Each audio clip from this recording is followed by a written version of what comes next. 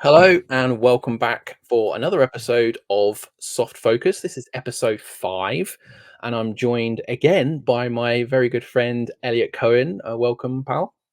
Oh, thanks so much for having me back. I've missed you.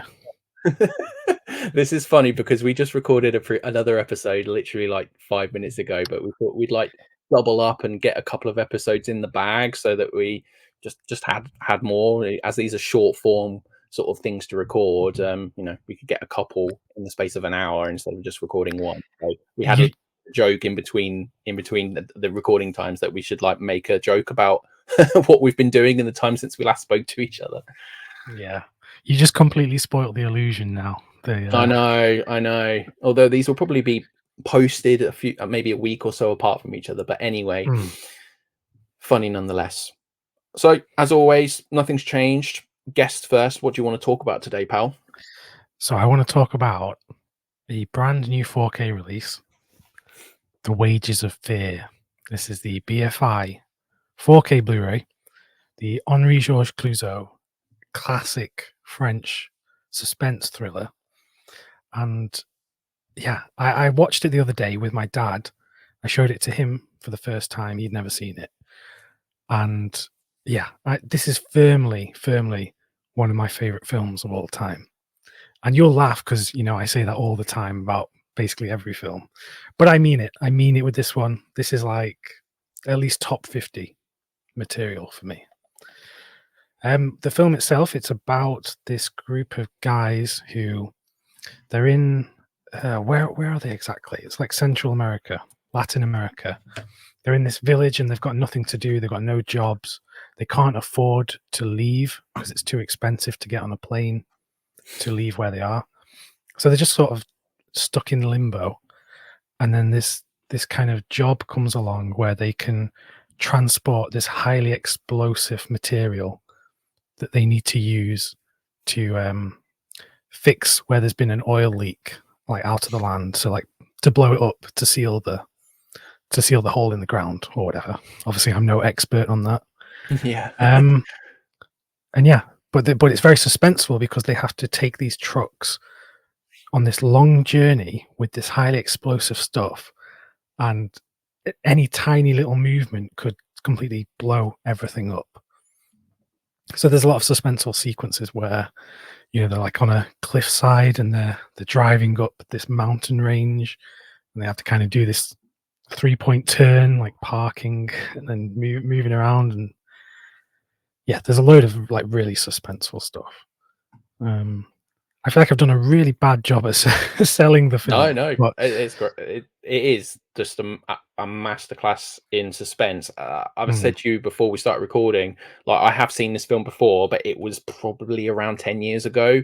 And the thing I remember most about it is like white knuckling through a lot of it, like with the tension and just how gripped you are at the situation that these men find themselves in. It's just absolutely incredible filmmaking, and yeah, you never know what's going to happen, and you just like it's one of those films where you just like leaning closer and closer, and you get a bit sweaty because you're just like so tense when you're watching it. mm, Palpitations. yeah. And what's interesting that I noticed a lot on this viewing is the film's 2.5 hours long. The first hour is completely character setup. So they don't begin this journey until an hour into the film. And I've seen a lot of people, critically say that this is a bad point of the film, that it takes too long to get into the action. I actually think the reason this film works so well is because you're given so much time to get to know the characters that you actually care about them by the time they're put in the danger. Because quite frankly, the characters that we're rooting for in this film aren't necessarily the best people in the world. They have bad qualities. They're not heroes by any stretch. Yeah, for sure. So yeah, I think it needs all of that build up.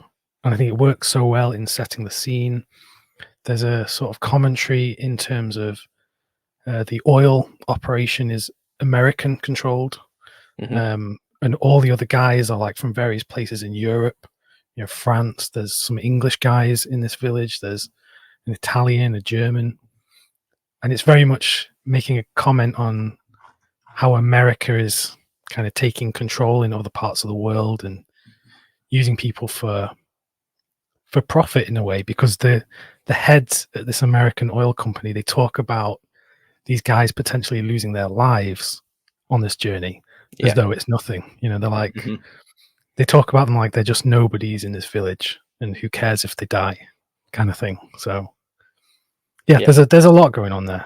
Yeah, it's definitely a multi-layered thing, and commenting on capitalism and things like that. It's yeah, it's great. I mean, this was made. Was this was made before Le Diabolique, right? A couple of years before. This was made My two years are years. not the best. 2 years I- before. Yeah, because this was 53. I think Diabolique was It's 55. 55. Yeah, that's right. So, Clouseau definitely has a knack for suspenseful films. He's often compared to like as being like the French Hitchcock sort of Mhm. thing. I don't think that's fair, but I understand why people say that, because, he can get to those heights of like the tension that Hitchcock often had in some of his great films, and Clouseau just happens to be a Frenchman. So yeah. Yeah, but what sort of special features are on that disc? So the special features are, apart from, there's a video essay on here that's new. All of the other special features are the same as the older BFI Blu-ray from many That's the years one I ago, have. Yeah. which is fine. You know, I'm not Mm. too fussed about that. At least there's one new special feature. Um, there's an audio commentary. There's a load of interviews and discussions with people involved. The main thing, though, and it's funny, I actually just recorded a video about this disc, so I might be repeating myself a bit here, That's all right. but the 4K is incredible. Like the black and white photography on here, it just looks so good, and it's the Like same reference disc quality. I think so. Yeah. In terms of this kind of image, you know, a black and white film from the Hmm. 50s. Yeah, definitely reference quality. Mm. Um, the restoration is the same as the old Blu-ray from BFI, so it's the same source. But you know, it's encoded by Fidelity in Motion, who are like the best in the industry. It's, you know, the Dolby Vision really helps, especially there's some sequences where they're driving at night through a forest, and they get off the cars and stuff, and they're talking, and those scenes are very dark, and it's there where you actually notice that this could only look this good on this presentation, you know, with the Dolby Vision and stuff. So yeah, very, very happy. I could not imagine this film ever looking any better than this, for sure. High praise indeed. Yeah. Damn it! Now I need to go out and buy myself a 4K version of that film. Ah, no, it sounds awesome. Yeah. Just you saying it's like quality. The quality is like reference, especially for a black and white film. Like there are some really amazing black and white films. This has been said in the community before. Like a lot of people go, well, why do I need a 4K presentation of a black and white film? Like 4K's for colors, right? I'm like, no, Mhm. it's all the different shades of gray and black and white that can be presented to you on that high digital presentation that Mm. a lot of people don't realize, especially in dark films and like noirs and stuff with all the shadows. And it's just, I think some of the best discs I've seen on 4K are black and white discs, because of just the contrast you can get on them. It's just absolutely amazing. And this sounds like something I need to add to the collection. So yeah. Yeah. And I just think Clouseau is one of the best French filmmakers ever. Like it's him, it's Jean Renoir, and I'm trying to think who else. I mean, Renoir and Clouseau are like my two favorites, and I know that's, you know, pre New Wave. Yeah, I think like in terms of classic French cinema, those two are like the the big titans. ones. Mm. Yeah, yeah. So even if you've seen Wages of Fear, go and check out more of his films. There's a lot that are available in the UK. I know Studio Canal have released a load of them. So yeah, great filmmaker. Awesome. Great pick. Encouraging me to spend money, Mhm. as Elliot Cohen always does. Anyway, my pick. I'm going to talk about a film that was put out by Radiance. We're both pretty big fans of Radiance. Pretty much not had a misstep really so far. I've been thoroughly impressed with the quality of the releases, and the curation from Fran has been like very much my taste when it comes to sort of art house and just this sort of stuff that they put out. It's very much up my street. I mean, I have a sort of a joke in our group chats and stuff about like the other sorts of films that I'm into, but I have very much two sort of movie brains where I can switch between sort of the less highbrow stuff to more, highbrow stuff, if you want to call it. But I'm going to talk about their release of I, Executioner. This is directed by Tai Kato, and it came out in 1968. And it's a sort of serial killer movie shot in black and white, and it sort of is like a neo-noir proto-giallo thing, if you want to call it that. I mean, that's at least what I can see watching this film. Is sort of like a lot of foundations of things that would come to follow from it, except where the giallo elements come in, who the killer is literally from the first scene of the film, which I have to say is extremely shocking, especially for a film that came out in 68. And even for today's standards, it's a very brutal and difficult scene to sit through. I was not expecting the level of brutality and just everything that was going on in this film. So the basic premise of this film is a woman is brutally murdered right at the beginning by this man, and you know who he is from the get-go. It's not a mystery.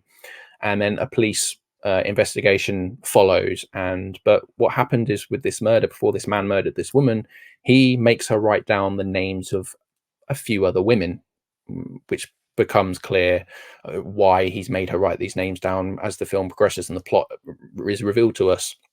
And then he begins to then track down the names of these women and find them and also kill them. So it's sort of like following this serial killer, trying to figure out what his motivations are, and the police procedural that's also in as a side bit as tracking him and what his motivations are, and them trying to unfold everything. And it is, quite frankly, a masterful film that probably no one until this film was released had ever heard of. I certainly hadn't heard of it. I'd never heard of the director. And even just looking on Letterboxd, there's only like 700 logs of people viewing this film. And I'm gonna imagine that most of them are from people picking up this disc, So this is a very underseen film that not many people have heard of. And even like that, this film doesn't even have a Wikipedia entry on it. It's that unseen and unlike rare, you could say. So for Radiance to pick this up and for it to be so good as well at the same time, it's not just like a rarity curio. This is like masterpiece quality. It might not be, for me personally, it's like that one that's sort of like teetering on the edge. Maybe a rewatch in the future is going to like push it over the edge, or maybe I'll think less of it, who knows. But it's that one that's like, I could have a real conversation about like this being in as a sort of masterful film. Gorgeous, as I said at the beginning, noir.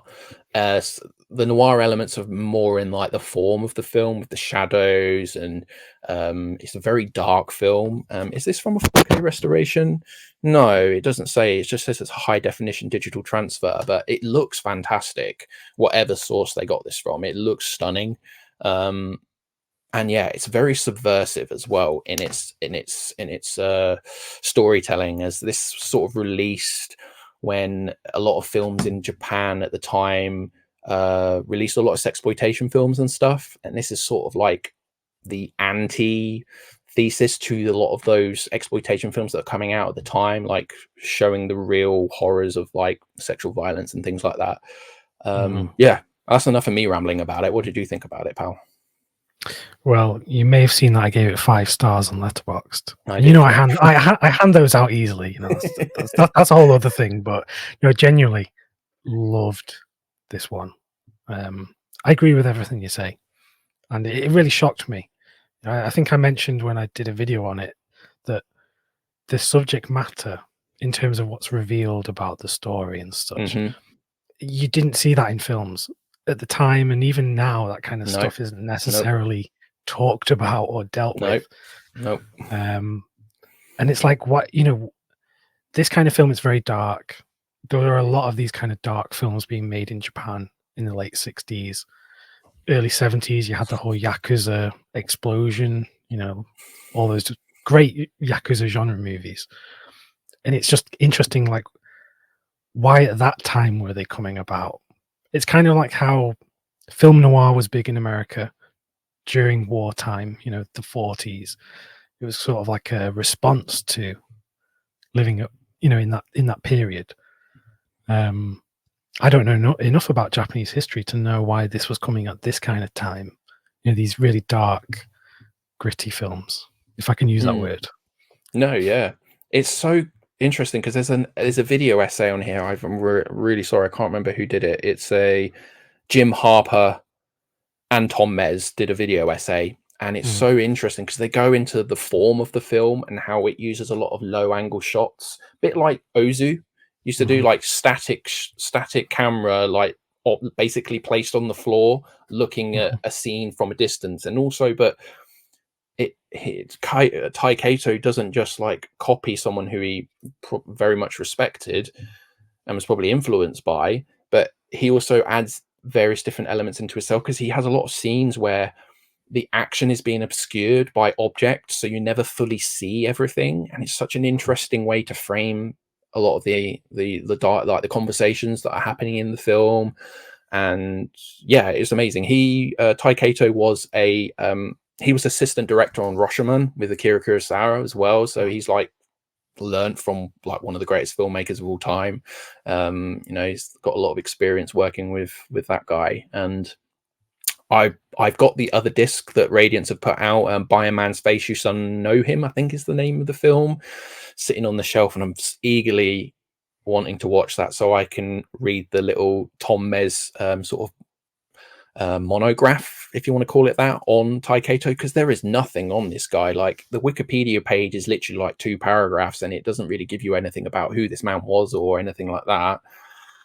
And his films like are barely seen by anybody, and it's just like a whole wealth of stuff to discover here with this guy who's clearly knew what he was doing and has made an incredible film here that seems to have been lost to at least the West. No one has been talking about this guy or these films, at least publicly or open, in forums like this where we post things online about it. And it's just amazing that Radiance have been able to get this, put it in a really fantastic presentation, give it context by like experts in Japanese cinema, and even separately to this release, but like release a little book written by Tom Mez, who's an absolutely incredible, in my opinion, an authority on Japanese cinema. Like his book on Takashi Miike's filmography is just stunning, as well as Shinya Tsukamoto. I just love him as a writer, and his just passion for Japanese cinema, which I sort of want to replicate, because I just think Japanese cinema is some of the most interesting, and this is just a shining example of the stuff that is still being discovered. And when you think there are no more masterpieces to be found, like they're all out there, we're just waiting for some of the ones that we already know about to be put out in 4K or put out on a good Blu-ray. I'm like, no, there are so many things that have still not seen the light of day by modern audiences and stuff, and it's just absolutely amazing. It's very dark. It is quite troubling in some places, especially for the time, but even for today it's still troubling. But like, it's even more shocking to see it from late 60s and stuff. And yeah, wonderful. One of my favorite, even in contention for my favorite Radiance disc that they've put out to date. It's a really, really good one, and I implore anyone who's maybe been interested by anything me or Elliot have said about this one to maybe give it a punt, because need Radiance and other companies to pay attention that like there are people out there that want to see this sort of stuff. And I'm sure Fran is really happy that this is out there, but like, I want more things like this. Like, not everything's going to be a masterpiece, you can't expect that, but like every so often something comes along like this where it's just truly remarkable, and I'm here for it. So yeah, absolutely awesome. That was 2 quite different films: a French suspense classic from the 50s and a brutal serial killer proto giallo slashery film. I don't even know what you want to call this. From Japan in the 60s. Both on black and white, though. That's where the similarities lie, I guess. I feel like this episode you've out niched me, because yours is, you know, your choice is a lot more niche than this one. So No, it's not a competition. I know it's not a competition, but I'm so competitive. Ugh. Well, I win this one. Check. 1-0 to Sam. Awesome. Next time I'll pick a film that no one has ever heard of because I've made it up. No, So, that's great. yeah. That's perfect, because even if only a dozen people watch the video and compelled to watch or find that film, you've done your job. That's what I like to think. Like, if I talk about this on this video and I'm getting even just a couple of people to purchase this film, I feel it's been worth my time. Like, I'm just happy to talk about it anyway because I'm passionate about it, but like, it's like extra gratifying to know that me talking about this and us having a little bit of a discussion about it may entice 1 or 2 people to go, you know what, that sounded really interesting and I like Japanese cinema, so I'm going to give that film a go. Because you're not finding this on streaming. You know, the only way you're going to see this is on disc, and it's a fantastic disc and worth your time and money because of the effort and quality that's been put into it. Anyway, that's enough gushing about Radiance Films. Don't want to be labelled as the Radiance fanboy, but of course, sort of am. That's too late for me. I've been labelled that. Oh, is the Criterion moniker been taken off its throne now? No, because as you know, I talk negatively about Criterion these days, so I'm no longer the fanboy. Oh dear, the internet's a funny place. Anyway, it's been a pleasure talking to you. Until next time, everyone. Oh, I should probably say, if you've seen any of these films, please let us know what you thought of them in the comments. Give the video a like, subscribe, all that jazz. And yeah, until next time, everyone, take care. Bye.